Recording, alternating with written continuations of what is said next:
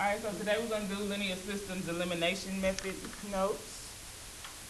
So I've already showed you two methods. I showed you how to do graphing, and I showed you how to do substitution. So elimination is another method to use. All right, so step one, you line up the x's and y's.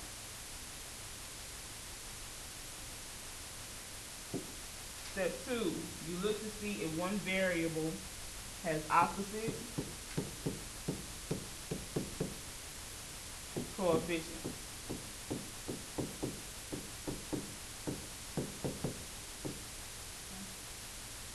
So opposite coefficients, for example, would be like 2x and negative 2x. So opposite means the signs are different. Okay? But the numbers are the same. All right, if the answer to that question is yes, move to step three. If the answer is no, then you will multiply one or both equations by a constant. Remember, a constant just means a number. The least common multiple. In order to make the coefficients of the x or y terms opposite. That's usually what people have a problem with elimination, but we're going to do some problems like it, and then when you get to decide which way you want to do it on the test, you get to decide if you're going to do graphing, elimination, or substitution. But right now I want to make sure you know how to do elimination. So step three, add the equation together to eliminate one of the variables.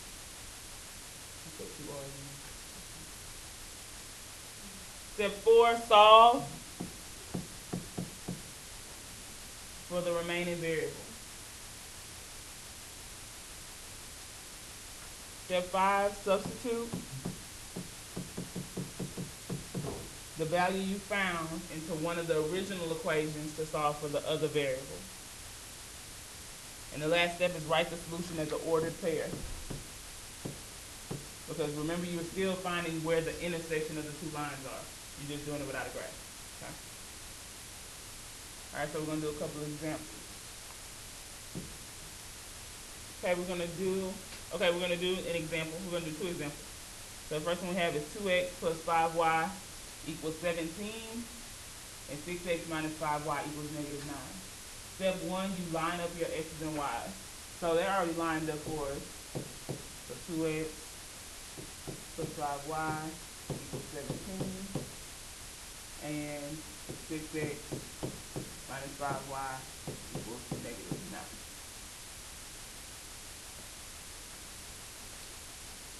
Step two, look to see if one of the variables have opposite coefficients. So do either one of the variables have opposite coefficients?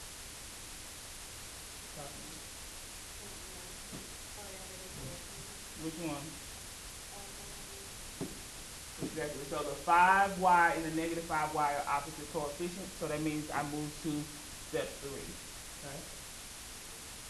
So step three, I add the equations together to eliminate one of the variables. So the 5y and the minus 5y cancel. They eliminate. 2x plus 6x gives me 8x equals 17 minus 9 gives me 8. Step four, I solve for the variable. So I divide by 8 on both sides. So x equals 1. Step five, I substitute the value I found into either one of the original equations. So I'll just plug it into the first one. So I would have 2, and instead of x, I would have 1 plus 5y equals 17. So I would have 2 plus 5y equals 17. I would do minus 2. So I'm left with 5y equals 15. Divided by 5. So y equals 3. So that means my answer is x, which is 1, 3. where the two lines intersect. Alright, so now of course we're going to do one where the step 2 goes to no. So you can have an example like that. Alright, so step 1 we line up our x's and y's. So again they're already lined up. 3x minus 2y equals 2. And 5x minus 5y equals 10. Alright, so now when I look at these for step 2, my x's are not opposite coefficients, I have 3x and 5x. And my y's are not opposite coefficients, I have negative 2 and negative 5. I need the number to be the same and the signs to be different. Okay? So then I have to go to step 2 then, where I say no, and I have to multiply one of the equations, or both, by a constant to make them the opposite coefficients. So I look at the smaller set, I have 3 to go to 5, I can't just go 3 to 5. And I can't go 2 to 5, okay? So that means I'm gonna have to multiply both equations. When I multiply, I just pick which one I wanna eliminate. If I wanna eliminate the x or the y. So I'm gonna eliminate the y just because I wanna find the x first. My choice. So I need both of these to be what numbers do you think? But what number could it be for them to be the same? Because I have to be able to multiply it to get there. So what I do is take the other number. So this one's 3. I'm going to multiply this one by 5.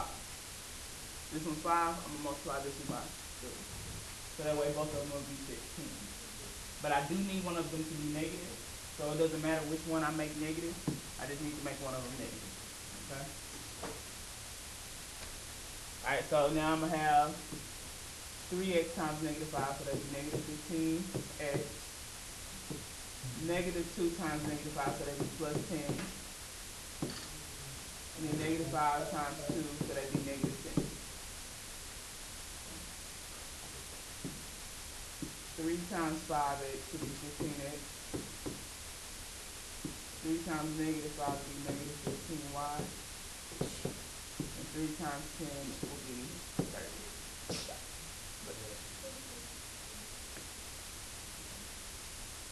So now I have something I can eliminate.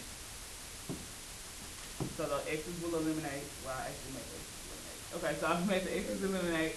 So now I'm left with negative 5y equals 20.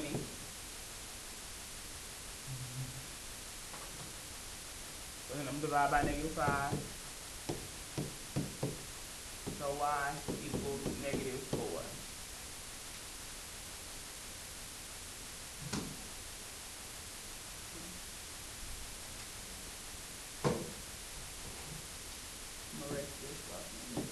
So I have y equals negative 4. So I plug it back into either one of the original equations. So I have 3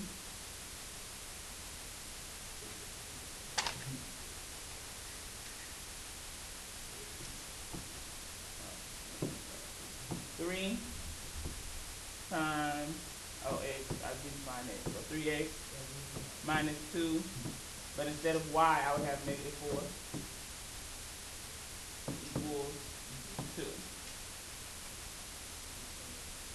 So I'd have 3x plus 8 equals, what the positive? Then I would do minus 8 on both sides.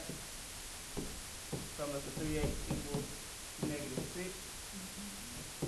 Divide by 3.